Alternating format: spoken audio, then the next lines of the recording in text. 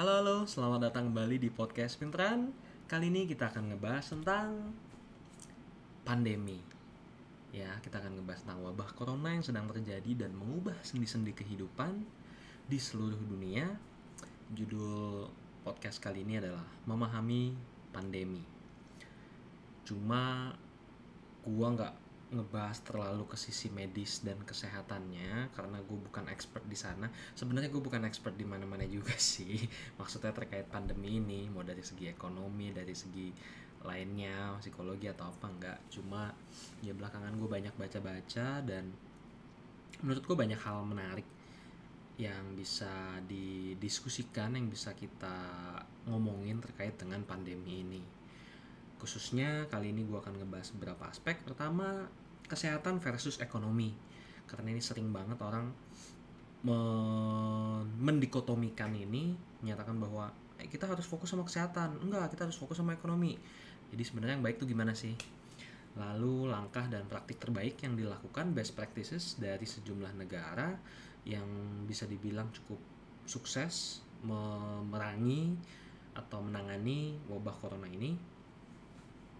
Lalu kita akan coba bahas kenapa sih mereka bisa sukses dan kenapa ada negara-negara yang kok nggak bisa seperti itu. Lalu terakhir kita akan bahas kehidupan setelah pandemi itu gimana sih. Gitu. Oke, langsung aja tanpa berpanjang lebar.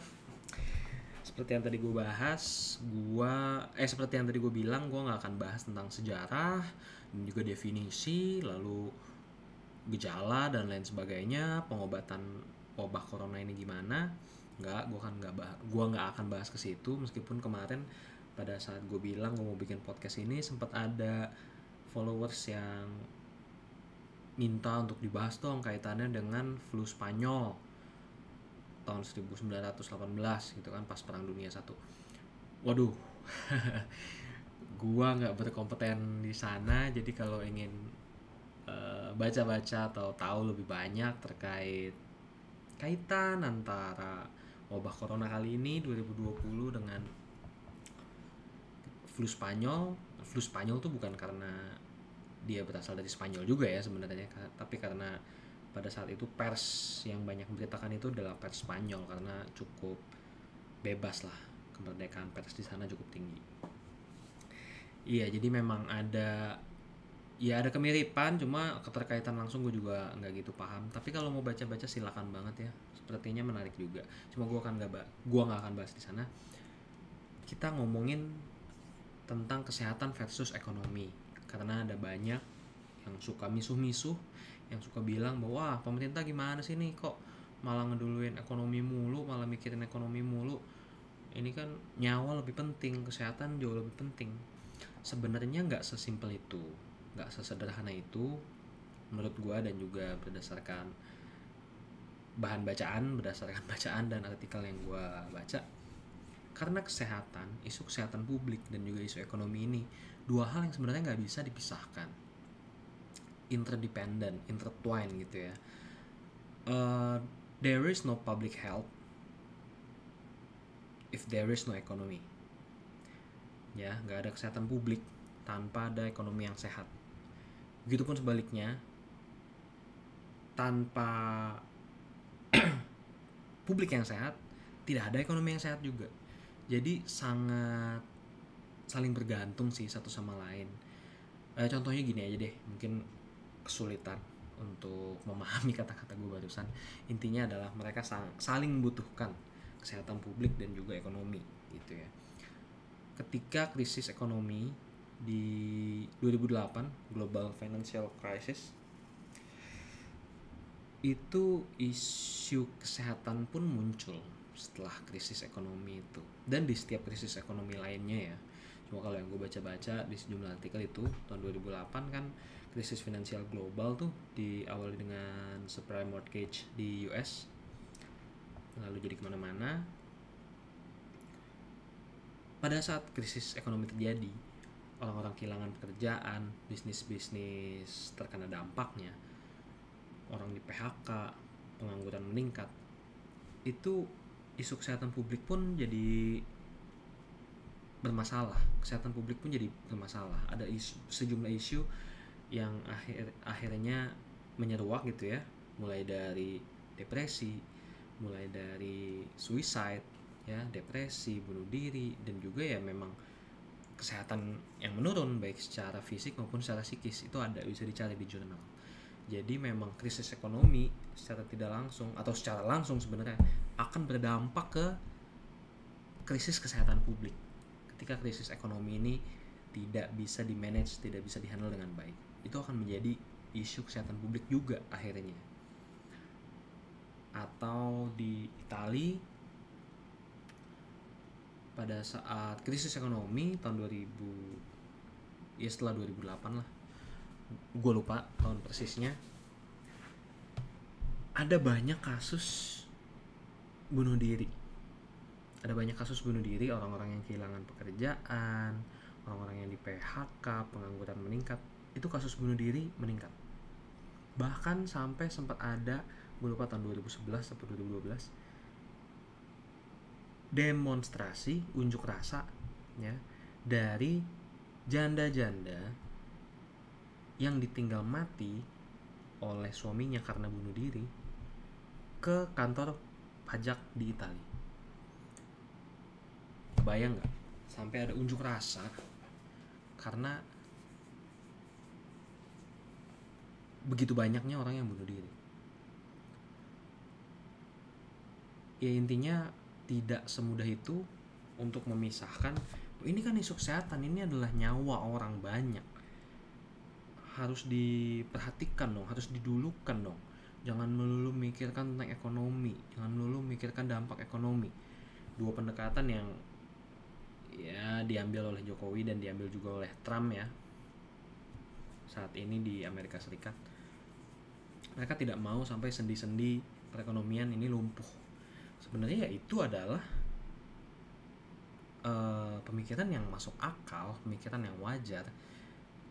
Yang bermasalah adalah ketika hanya memikirkan itu tapi tidak menyiapkan penanganannya dengan maksimal. Itu nanti kita bahas selanjutnya. Jadi tidak ada masalah dengan mengedepankan ekonomi, karena ya ekonomi ujung-ujungnya akan berdampak ke kesehatan. Begitupun sebaliknya, kesehatan akan berdampak ke ekonomi. Ya mungkin ini sebenarnya ya nggak terlalu susah juga ya dipahami, khususnya di saat seperti ini. Kalau gue bahas ini mungkin 3 minggu lalu, 2 minggu lalu, atau pas awal-awal corona ini masuk ke Indonesia gitu ya, mungkin orang-orang masih bakal mikir ya kita harus ngedahulu nyawa dong, kita jangan mengedepankan ekonomi mulu. Mungkin pada saat awal ya orang masih bisa mikir kayak gitu.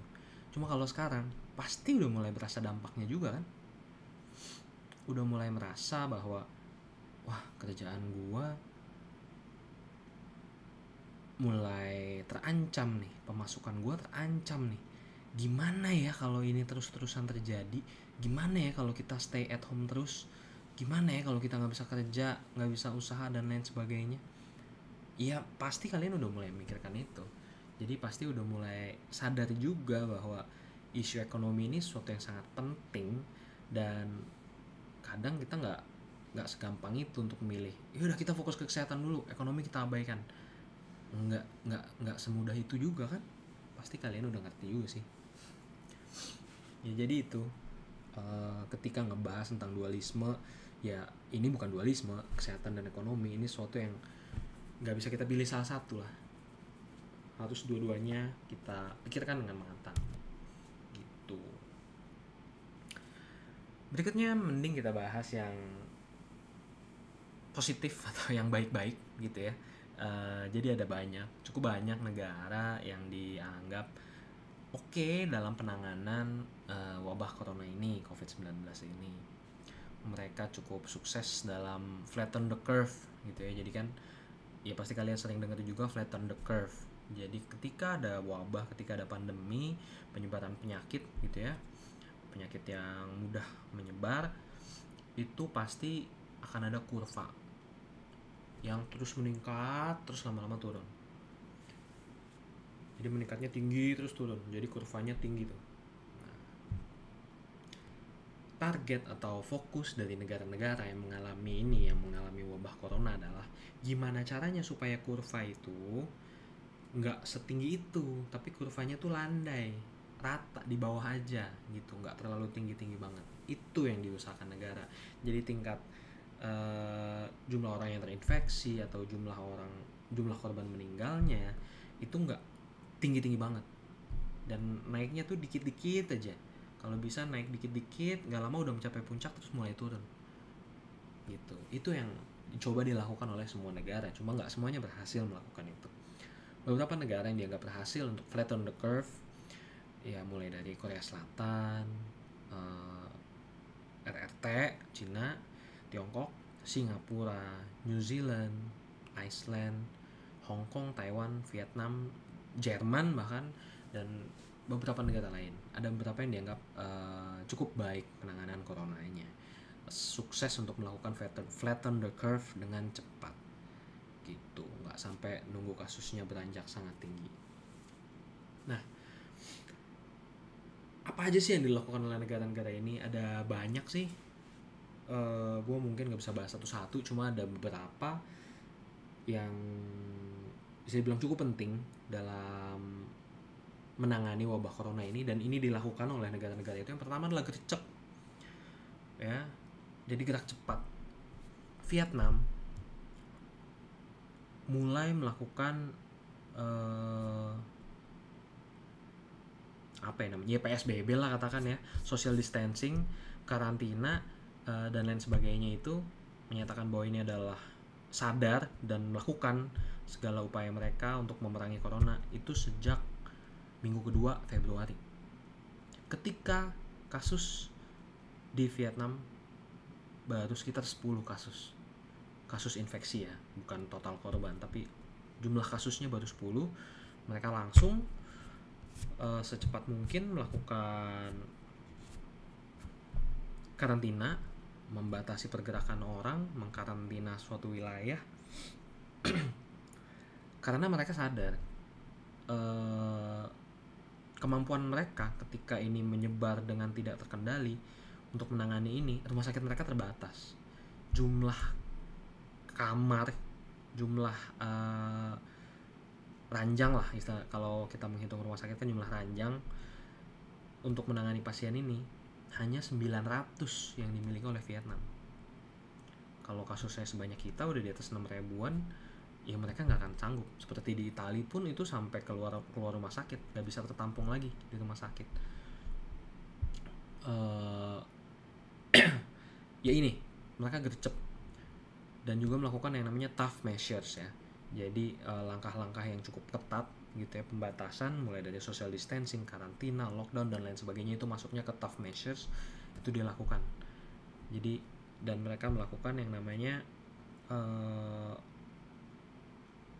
tracing, smart tracing, bukan smart juga sih ya, tracing lah intinya. Orang-orang yang sudah positif langsung di tracing nih. Oke, orang-orang misalnya si A udah kena, keluarganya semua harus dicek juga, terus orang-orang yang pernah berinteraksi dengan si A juga semua dicek sampai ke level ketiga.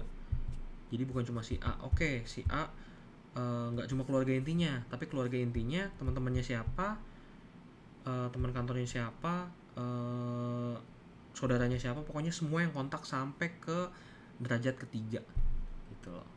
Sampai ke derajat ketiga itu semua di tracing supaya nggak menyebar, mereka nggak mau kecolongan sama sekali. Itu yang dilakukan di Vietnam. Negara-negara lain juga melakukan yang namanya mass testing. Ini di Islandia, mereka gercep dari sejak Januari, swasta dan salah satu laboratorium swasta dan juga pemerintahnya mengembangkan tes mereka sendiri, lalu bisa melakukan mass testing. Mereka tuh kalau dihitung per 100.000 populasi, mereka yang paling banyak melakukan tes ke penduduknya. Ya karena iya juga karena penduduk mereka hanya 300.000. Cuma kalau kita hitung persentase per 100.000 penduduk, Islandia itu paling tinggi, dan mereka bisa mengetes siapapun yang mau ngetes. Jadi siapapun yang mau ngetes, meskipun mungkin nggak ada orang-orang terdekatnya yang kena, boleh, bisa. Begitupun di Korea Selatan, mereka pada saat lagi puncaknya ada drive-thru testing, mereka testing sehari bisa 25.000 tes untuk mengecek apakah orang-orangnya terkena apa enggak. Itu seperti itu ya. Negara lain ada juga yang langsung melockdown, menutup perbatasan sehingga tidak ada pergerakan orang masuk, orang yang dianggap bisa membawa virus ya, mulai dari Cina di Wuhan ya. New Zealand juga melakukan itu belum lama ini, Australia, Singapura pun melakukan itu. Ya kurang lebih itu yang dilakukan. Lalu juga melalui health system mereka, sistem kesehatan mereka yang langsung disiapkan semaksimal mungkin. Rumah-rumah sakit khusus, tenaga medisnya, pengetesannya, pokoknya itu semua langsung dilakukan. Salah satu juga praktik terbaik yang dilakukan oleh Singapura sebenarnya, mereka mewajibkan seluruh penduduknya untuk mendownload di HP mereka, gue lupa nama aplikasinya apa ya, anggaplah Stay Safe atau apa. Jadi semua orang pada saat mereka cukup gercep ya, dari awal Februari kok udah mulai menyatakan ini suatu yang gak main-main nih, corona. Jadi kita harus gerak cepat dari awal Februari. Karena gue inget gue awal Februari itu ke Singapura, pas sampai ke Singapura itu mereka menaikkan level dari menjadi level orange, satu level sebelum merah gitu ya. Jadi sangat gercep sekali itu awal Februari, sedangkan kita kasus pertama itu awal Maret ya. Udah selisih kayak 3 minggu gitu kita dengan Singapura. Mereka udah jauh lebih gercep. Nah, balik ke tadi, jadi di Singapura ini setiap warganya diwajibkan untuk mendownload aplikasi. Nah, aplikasi ini sebenarnya memantau pergerakan, memantau interaksi orang, penduduk. Jadi misalnya gua nih tiba-tiba dinyatakan positif, gue dinyatakan positif oleh oleh dokter, oleh rumah sakit bahwa gue positif corona. Nah, semua orang-orang dalam beberapa hari terakhir yang didetek oleh HP gue itu berada di area yang sama dengan gue, entah kita mungkin berpapasan di MRT, kita papasan di supermarket atau apa, itu semuanya langsung dinotify untuk pengecekan. Karena bisa jadi gue telah menyebarkan ke orang-orang yang pernah berada dalam satu area dengan gue. Dan ini dimudahkan dengan aplikasi itu. Jadi berapa juta penduduknya semua punya aplikasi ini. Kita juga sudah mencoba sih. Kemarin kayaknya gue sempat dengar di radio kita mencoba melakukan ini. Cuma gue gak tahu nama aplikasinya apa, dan gue gak yakin juga itu bisa dilakukan di sini sih. Maksudnya gak semudah itulah. Kita gak pernah ada aplikasi yang diwajibkan oleh pemerintah gitu ya untuk download ini, kita rame-rame ngelawan apa gitu misalnya. Kalau di Singapura ini hal yang normal ya. Mereka pun ada aplikasi khusus, semua harus menggunakan, ya gue nggak tahu ini wajib atau enggak, terkait terorisme. Jadi cara-cara menangani terorisme ketika ada misalnya ada kasus terorisme, meskipun sampai sekarang belum pernah terjadi di Singapura, ya mungkin ada penyanderaan atau ada apa, mereka semua bisa saling berkomunikasi melalui app ini gitu, dan tahu apa yang harus dilakukan melalui app ini gitu ya. Itu smart contact tracing di Singapura, itu praktek terbaik yang dilakukan di sana. Kalau tadi kan ya gercep, tough measures, entah melalui social distancing, karantina, lockdown dan lain sebagainya, penyiapan health systemnya, dan juga mass testing atau smart testing. Itu sejumlah praktik terbaik yang dilakukan di beberapa negara. Kalau gua mencoba untuk menganalisa kenapa negara-negara ini cukup sukses, kenapa mereka bisa sukses menangani corona ini, ada beberapa hal sebenarnya yang dibutuhkan, yang menjadi prasyarat supaya sebuah negara bisa sukses melakukan itu. Pertama, negaranya nggak segede Gaban. Ya, nggak gede-gede banget seperti Indonesia dan India dan juga US. Kan kalau tadi kan sejumlah negaranya ya Singapura, New Zealand, Islandia, penduduknya ya relatif kecil lah, populasinya nggak sebesar itu, makanya nggak sesulit itu untuk melakukan testing, melakukan tracing, melakukan social distancing atau karantina. Itu nggak segede Gaban ya, kecuali di Cina ya. Cina memang agak beda, cuma kan yang di lockdown banget itu di Wuhan doang, nggak satu Cina juga kan. Jadi yang pertama itu nggak segede Gaban, yang kedua itu siap ya. Jadi orang kan sering ngomong keberuntungan itu ketika persiapan bertemu dengan kesempatan. Luck is preparation meets opportunity. Nah, jadi sejumlah negara itu nggak bisa dibilang beruntung, tapi memang mereka siap. Preparationnya sudah panjang gitu ya, preparationnya ada dan mereka memang siap. Mulai dari mereka punya tim atau orang-orang ahli yang menangani pandemi, mereka punya rumah sakit khususnya, tenaga medisnya siap, mereka punya protokol-protokol yang memang sudah direncanakan, maksudnya sudah diperkirakan lah, kalau terjadi ini kita harus melakukan ini, kalau terjadi ini skenario A kita harus melakukan B. Jadi mereka memang siap, negara-negara yang siap punya plan ketika ini terjadi. Lalu yang ketiga adalah public trust, jadi kepercayaan publik terhadap pejabatnya, terhadap pemerintahnya. Ini menjadi penting, karena kalau kepercayaan publik ini nggak ada, akan sulit mau melakukan kebijakan apapun negara itu yang nggak akan dipercaya oleh rakyatnya. Rakyatnya paling alah ini cuma demam biasa doang atau apa ya, sulit. Public trustnya ini harus tinggi. Negara-negara ini mereka memang percaya. Membawa kita ke poin berikutnya, competent officials.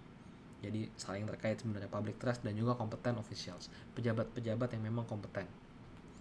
Ya mulai dari kepala negaranya, mulai dari menteri atau departemen kesehatannya, pejabat-pejabat terkait, semuanya kompeten dalam menangani ini.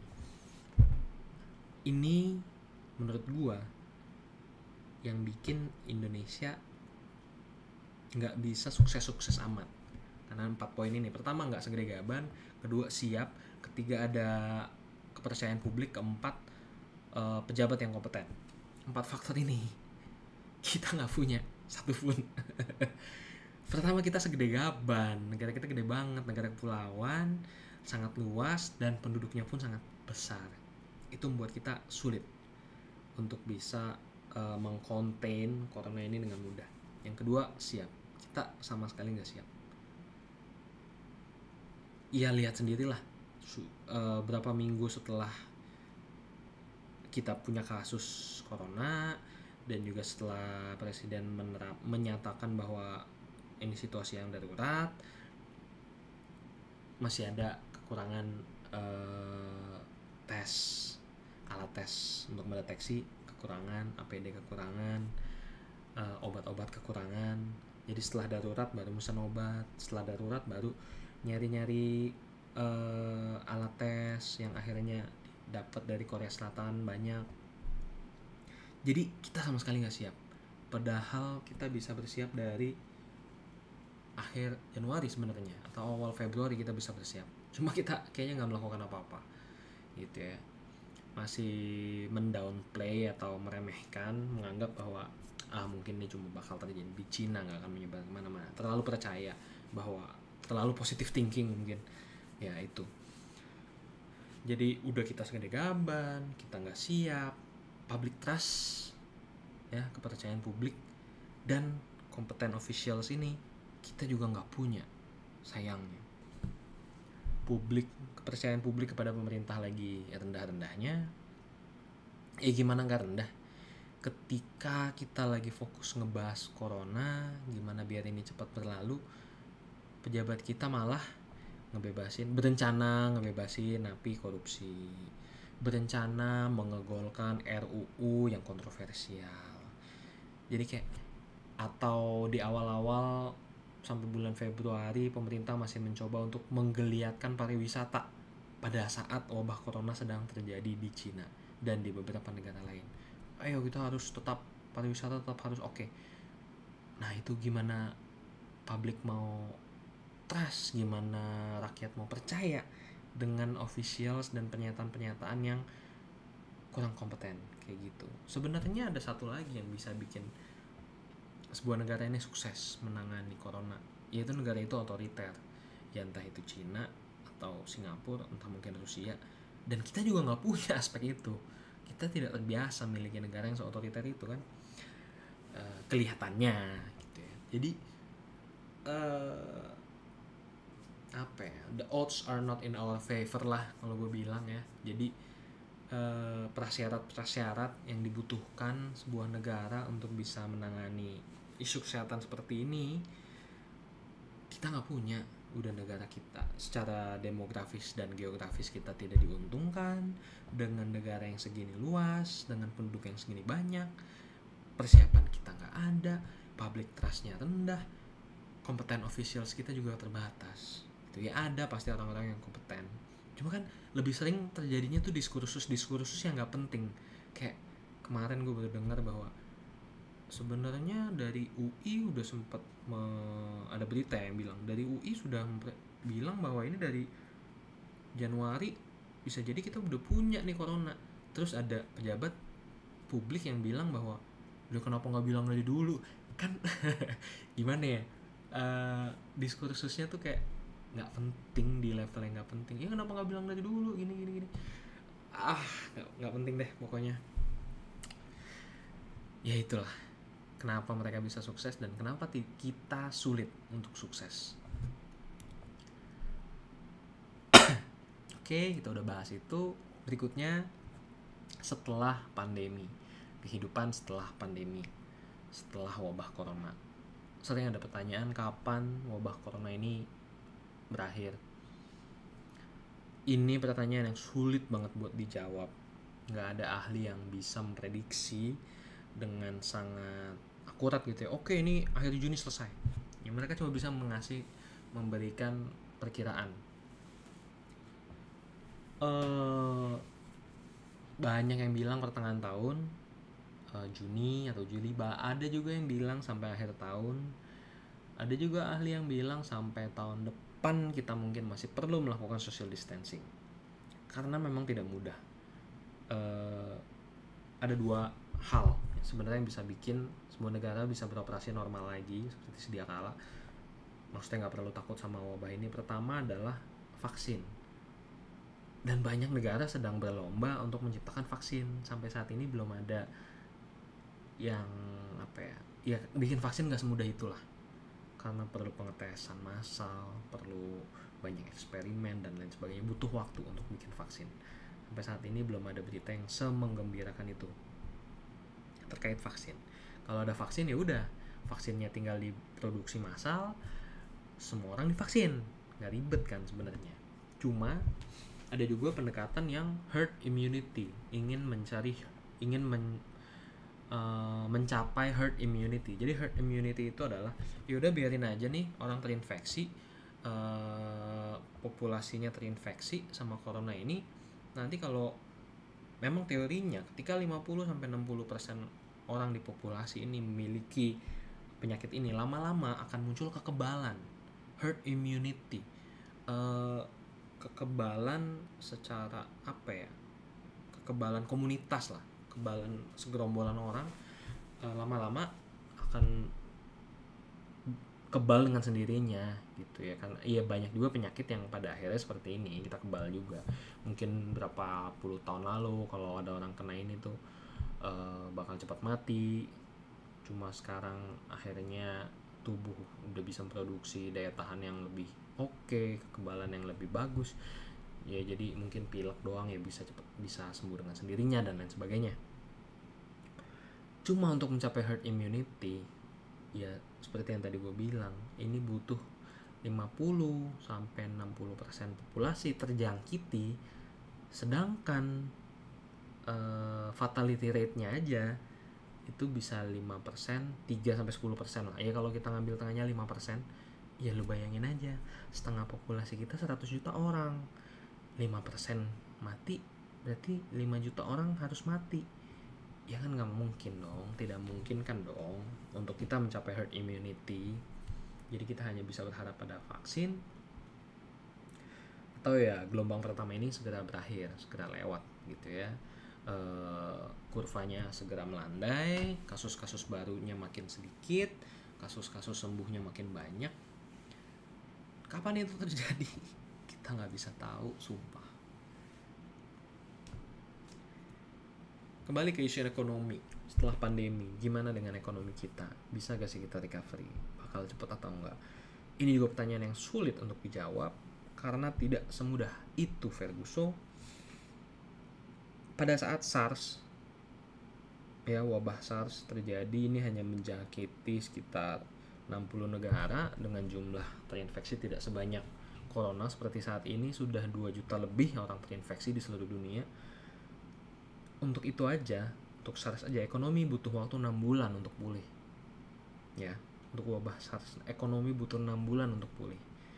Sedangkan yang saat ini sedang kita rasakan ini ada di skala yang berlipat-lipat lebih besar ya dampaknya daripada SARS. Even banyak orang yang bilang bahwa ini sesuatu yang nggak terbayangkan terjadi in their lifetime. Ya, gue dulu sempet pertukaran pelajar ke Belanda gitu ya. Ya kenal lah dengan seorang landlady di sana. Dia sebenarnya ibu kosnya salah satu temen gue, cuma sering makan bareng dan lain sebagainya. Umurnya mungkin udah 40-an, 50-an. Ya belum lama WhatsApp. Ya gimana di Indonesia terkait wabah corona ini? Ya kita ngobrol-ngobrol dan dia bilang bahwa gila ya, seumur hidup gue nggak kebayang bahwa bisa terjadi ini kayak di film-film gitu. Dia bilang sama sekali nggak kebayang hal seperti ini bisa terjadi gitu ya. Ya banyak, nggak cuma dia, banyak orang kan yang merasakan itu. Anjir, kayaknya bulan lalu kehidupan normal-normal aja, tiba-tiba kayak begini. Ya bukan cuma Anda yang merasakan bahwa ini adalah suatu yang sangat unthinkable, sangat unpredictable. Semua orang pun merasakan hal yang sama gitu. Dan ekonomi tidak semudah itu untuk recover. Misalnya oke, bulan depan udah boleh masuk kerja lagi, sekolah-sekolah udah boleh buka lagi dan lain sebagainya, mall udah boleh buka lagi. Emang yakin kita akan secepat itu back on track dan kembali seperti sedia kala? Gue sih enggak. Bukannya gue pesimis juga ya, cuma dalam bisnis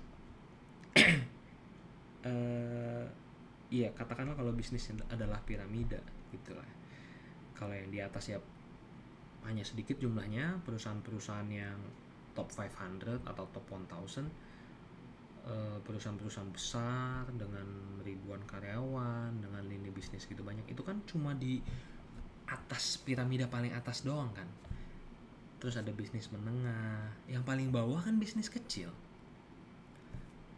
Yang paling menyerap banyak pekerja, ujung-ujungnya adalah bisnis kecil yang berada di paling bawah ini, yang paling menyerap banyak pekerja ya.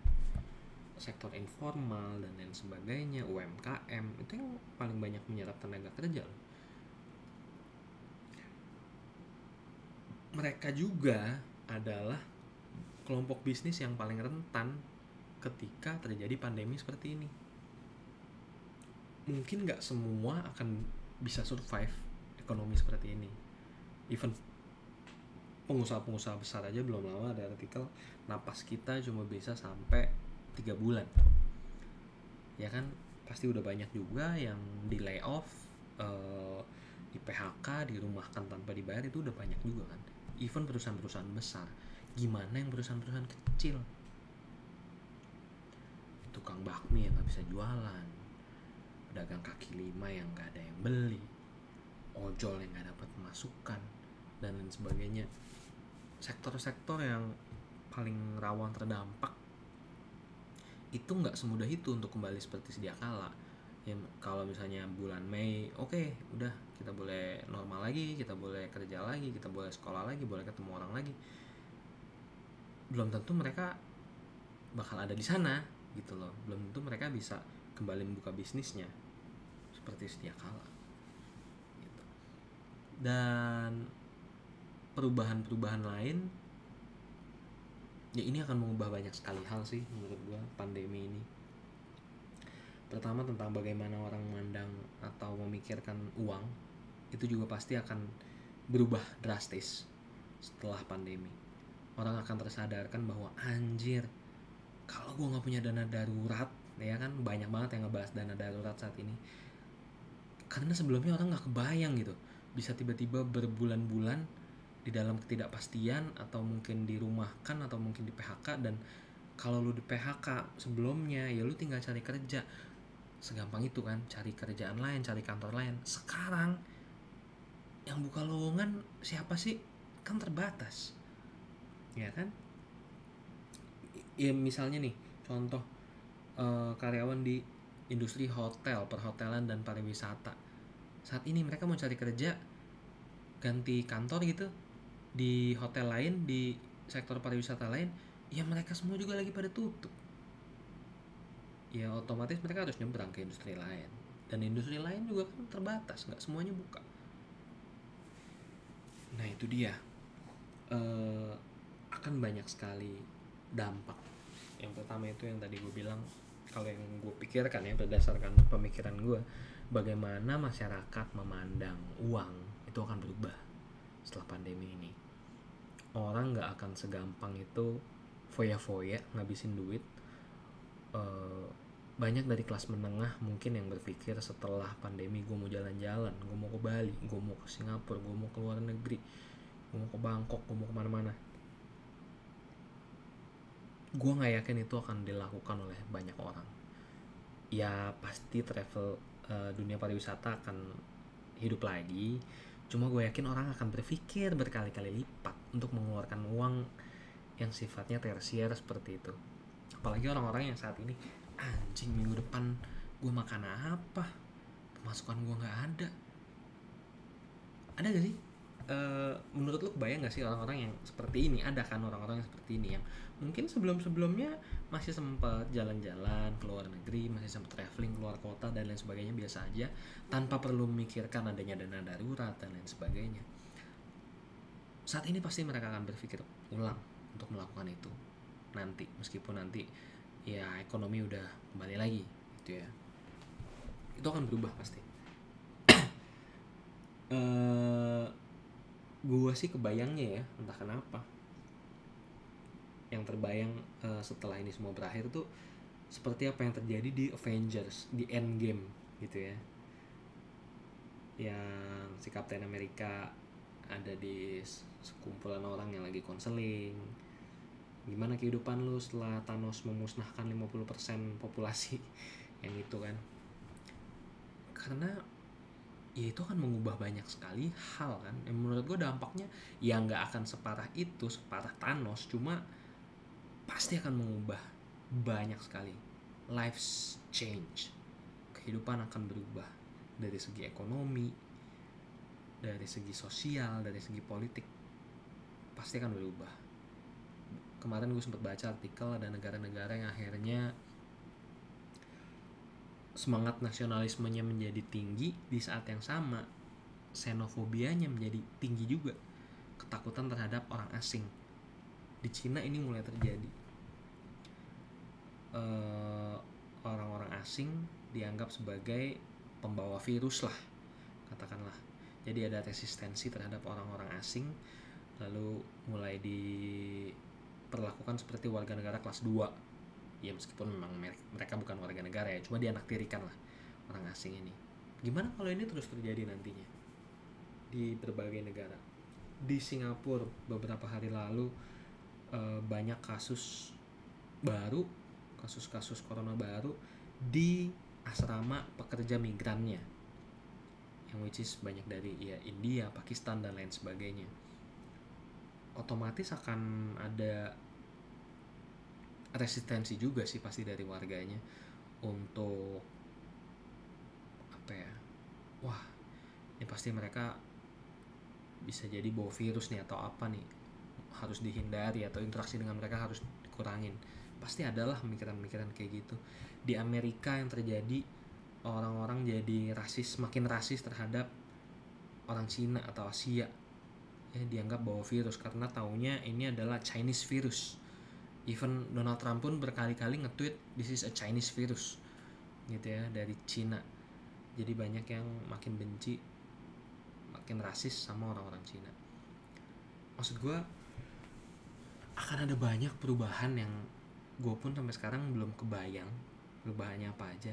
Cuma yang pasti untuk kembali seperti sedia kala ke kehidupan sebelum pandemi ini, sebelum corona, itu nggak akan mudah. Dan mungkin ya kita nggak akan bisa kembali ke sana lagi karena ya terlalu banyak yang berubah gitu. Ya mungkin ini terlalu pesimis, jangan terlalu ngedengerin gue juga, ini cuma pemikiran gue aja ya. Bisa jadi semua kembali seperti sedia kala, semua happy tanpa ada sesuatu yang berubah dan sesuatu yang menakutkan terjadi gitu. Oke, gitu aja gue menutupnya ya. Jangan terlalu pesimis juga dengerin podcast ini. Oke, sedikit merangkum episode kali ini, memahami pandemi. Tadi kita udah ngebahas tentang isu kesehatan versus isu ekonomi, mana yang harus didahulukan. Terus langkah dan praktik terbaik yang dilakukan sejumlah negara. Lalu kita mulai menganalisa kenapa negara-negara tersebut bisa sukses dan kenapa sulit buat kita ya untuk sukses. Tadi kan negara-negara itu nggak segede Gaban, mereka siap, ada public trust, ada competent officials. Hal-hal yang sayangnya kita tidak punya.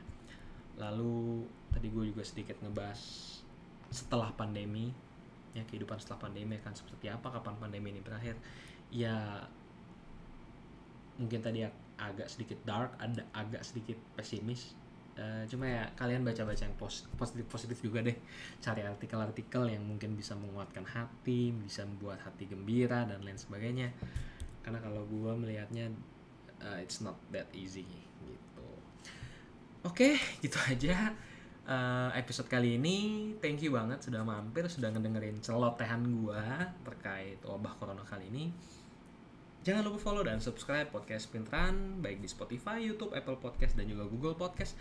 Kalau ada masukan, ide, saran atau gue nggak setuju bang, menurut gue gini, boleh banget ke podcast.pinteran@gmail.com ya.